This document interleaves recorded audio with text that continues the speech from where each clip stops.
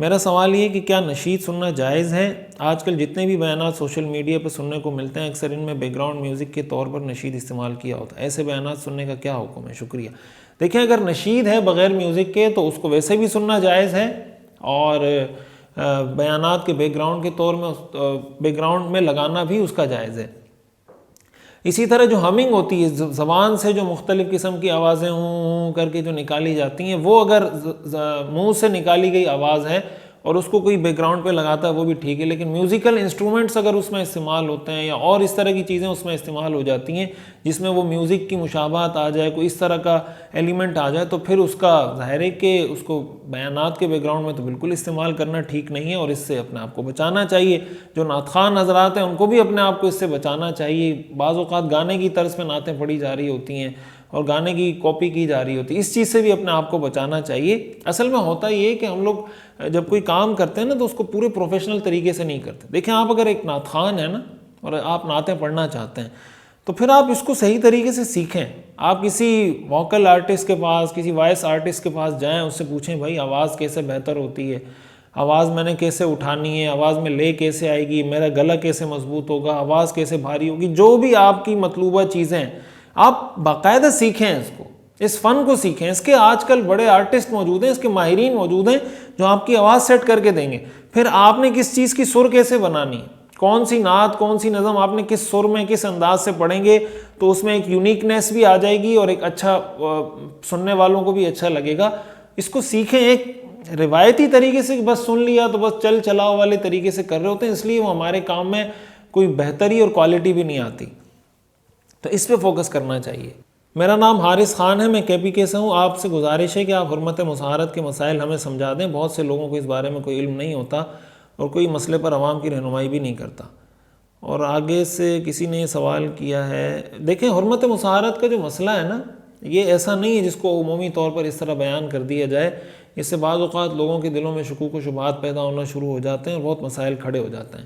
تو اگر کسی کے ساتھ کوئی مسئلہ ہے، اس کا بہتر طریقہ یہ ہے کہ وہ اپنا مسئلہ جا کے کسی مفتی صاحب کے ساتھ ڈسکس کر لے اور بتائیں کہ مفتی صاحب میرے ساتھ یہ مسئلہ ہوا تو اس کا حکم کیا ہے، تو وہ آپ کو بتا دیں گے۔ اسی میں ایک سوال کسی نے کیا ہے کہ میرا سوال یہ بھی حرمت مصاہرت سے ہی متعلق ہے، اگر کسی عورت کے پہلے شوہر سے بیٹی ہے اور اب دوسرے شوہر کو اس بیٹی پر شہوت آتی ہے اور ایسا بار بار ہوتا ہے تو اس کے لیے کیا حکم ہے؟ یہ بالکل ناجائز ہے، حرام ہے۔ بیوی کی جو کسی اور شوہر سے جو بیٹی ہوتی ہے، تو جب آپ کا کسی کے ساتھ رشتہ ہو گیا اور آپ کی رخصتی ہو گئی اور میاں بیوی کے جو ریلیشن ہے وہ قائم ہو جائے تو وہ آپ کے لیے حرام ہو جاتی ہے۔ اور خدا نخواستہ ایسی کوئی صورت ہو، بیٹی کو شہوت کی نظر سے ہاتھ لگا لیا یا کوئی اس طرح کی حرکت خدا نخواستہ کر لی تو اس سے بیوی بھی حرام ہو جائے گی۔ بیٹی تو ویسے ہی آپ پر اس وجہ سے حرام ہے کہ وہ آپ کی بیوی کی بیٹی ہو تو ویسے ہی حرام ہے، اور بیوی بھی آپ پر حرام ہو جائے گی۔ تو یہ بہت خطرناک بات ہے۔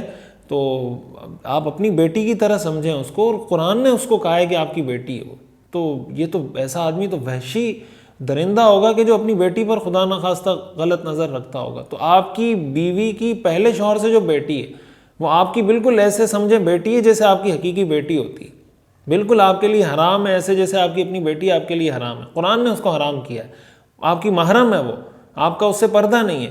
تو ایسے موقع پر اگر کوئی ایسا شخص ہے تو اس کا بالکل اس سے قطع تعلق ہی کروا دیں۔ وہ بیٹی نہ اس کو سلام کرے، نہ اس کے سامنے آئے، نہ اس کی خدمت کرے، نہ اس سے ہاتھ ملائے، کوئی اس کا تعلق نہ ہو۔